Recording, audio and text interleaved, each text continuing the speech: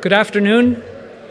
Good afternoon, ladies and gentlemen, and a very warm welcome to the Global Center for Pluralism. Je vous souhaite à tous une très chaleureuse bienvenue. My name's John McNee, and I'm the Secretary General of the Global Center. I'm delighted to welcome all of you this afternoon to our 6th Pluralism Forum on Rethinking Crisis and Risk, Early Warning Through a Pluralism Lens. For those of you who are here for the first time, the Global Center is a destination for thought leaders from around the world for conversations about the values and practice of pluralism.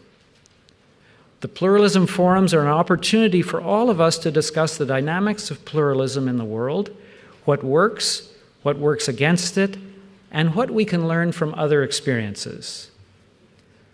Le Centre est une initiative de Son Altesse l'Agracran en partenariat avec le gouvernement du Canada. Il s'inspire de l'expérience canadienne en tant que société où la diversité est reconnue et appréciée. Nous travaillons avec des partenaires à travers le monde afin de recueillir et partager des connaissances et trouver des moyens de vivre ensemble en paix dans un monde marqué par les différences de toutes sortes. Notre objectif est de comprendre comment le pluralisme peut prospérer dans divers contextes et environnements et non seulement le nôtre. One key element of understanding how pluralism can develop in diverse societies is also knowing how to determine when those societies are moving away from inclusion towards exclusion. Rather than only reacting to outbreaks of ethnic or sectarian violence, international observers need also to be conscious of early warnings and negative trends that can be found even in the most outwardly peaceful societies. Therefore, developing a proactive response to social exclusion, rather than a reactive one, requires a new understanding of concepts such as risk and crisis. How far back from the brink of actual conflict must we look? How does interpreting events through a pluralism lens impact our understanding of social alienation and the roots of conflict? This afternoon, we are privileged to have Professor Stefan Wolf and Dr. Patrick Travers to discuss these questions.